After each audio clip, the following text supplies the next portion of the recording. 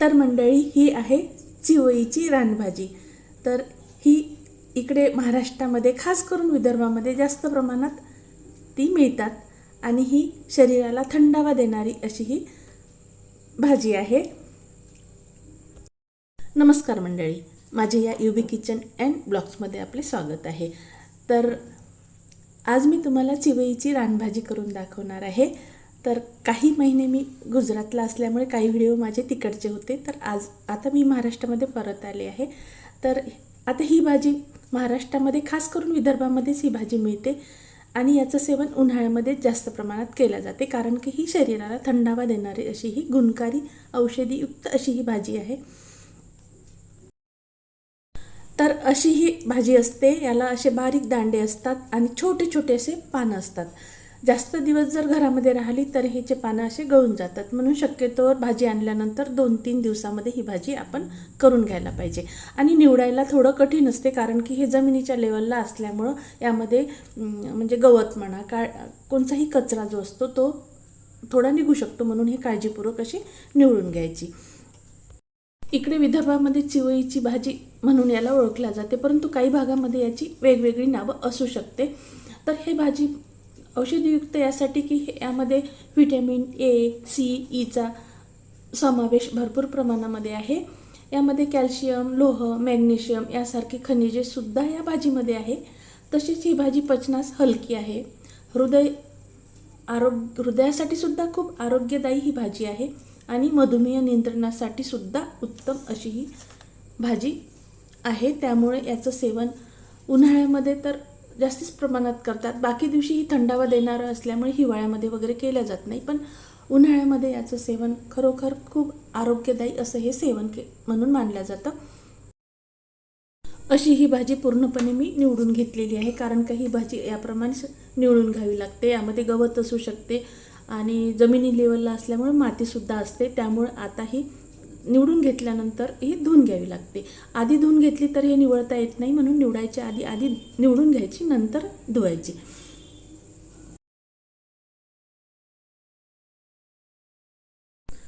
तर इथे मी याला आता धुवून घेत आहे. तर आता मी एक दोन पाण्याने मी हे पाणी धुत आहे. आता मी धुतल्यानंतर हे निथळून वगैरे थोडा वेळ ठेवायला पाहिजे, परंतु मी आता व्हिडिओ करत आहे त्यामुळे लगेचच मी याला चिरणार आहे. तर हे बारीक असं चिरावं लागतं. तर हे याप्रमाणे आता यामधून जे धूळ वगैरे आहे ते निघून गेली. आता याला आपण मी चिरून घेते आहे.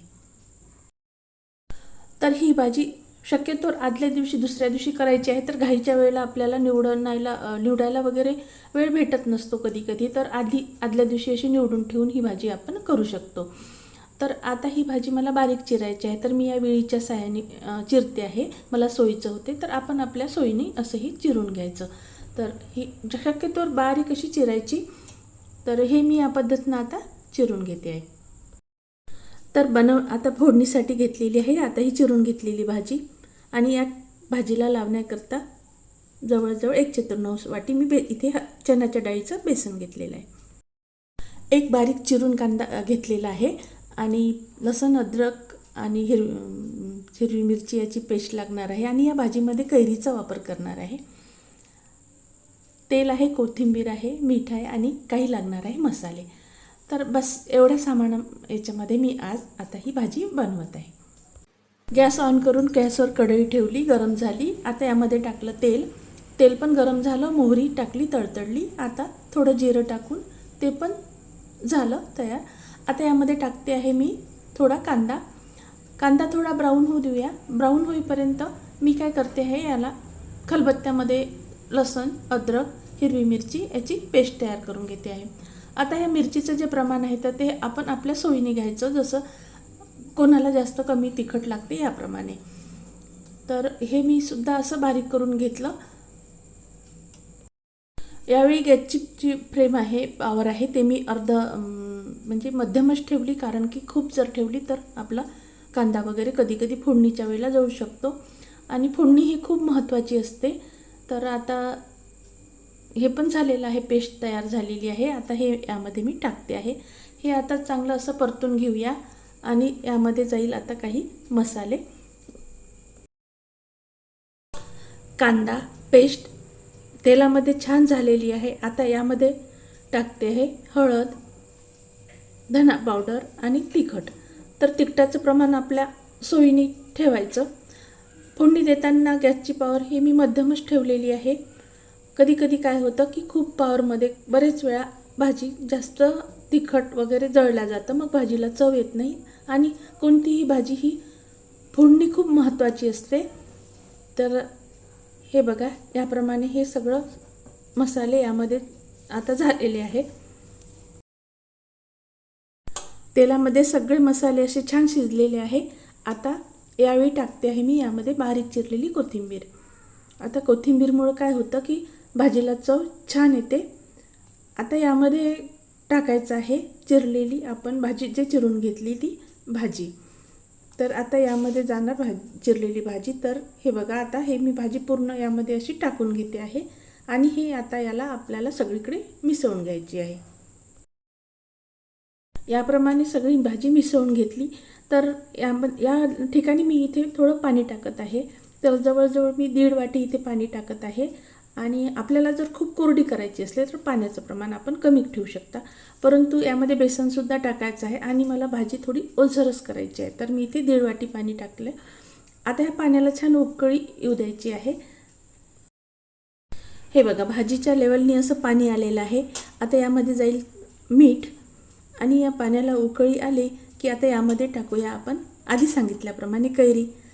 यामध्ये कैरीचाच वापर केला जातो आणि ही जी कैरी असते ना, ही कैरी भाजीमधली खरोखर अशी खूप छान वाटते खायला. तर आपली भाजी पाहून आपण कैरी टाकायची असते. तर मी आता यामधला कैरीतला थोडा भाग काढला, त्याचे छोटे छोटे तुकडे केले, 4 तुकडे केले आणि हे यामध्ये टाकले. ते छान असे मिसळून घेतले. आता यामध्ये जाईल बेसन. बेसन टाकताना गडे न व्हावं यासाठी थोडं गाळून घ्यायचं. मी हे बेसन आधीच गाळून घेतलेलं होतं, कारण की कधी कधी गडे असतात म्हणून. तर आता यामध्ये मी हे बेसन टाकून घेते आहे आणि हे याप्रमाणे सगळं या भाजीला असं मिसळून घ्यायचं. छान मिसळून सगळं घेतलं की आता यावर झाकण ठेवून याला छान अशी 10 मिनिटाची वाफ येऊ द्यायची. वाफेनं काय होते की आता आपलं जे बेसन लावलेलं आहे ते आणि भाजी असं एकत्रीमध्ये छान असं हे शिजून जातं. तर हे बघा, याप्रमाणे मी झाकण ठेवलं. 10 मिनिटं झाले, झाकण उघडून बघितलं. बघा, भाजी किती छान अशी तयार झालेली आहे. सुगंध पण छान येतो आहे. यामध्ये छान अशी कोथिंबीर टाकायची आणि भाजी होणार खाण्यास तयार. तर अशी ही उन्हाळ्यामध्ये जी भाजी असते चिवळीची, ती याप्रमाणे करून त्याचा आस्वाद घेतला जाते आणि ही पोळीसोबत, भाकरीसोबत खाल्ल्या जाते. खूप छान अप्रतिम अशी ही भाजी. तुम्ही अवश्य करून बघा आणि तुमची भाजी कशी झाली ती मला अवश्य सांगा. आणि हो, व्हिडिओ आवडल्यास लाईक आणि जास्तीत जास्त शेअर आणि कॉमेंट्स करायला विसरू नका. पुन्हा भेटू अशाच नवीन व्हिडिओसोबत. धन्यवाद.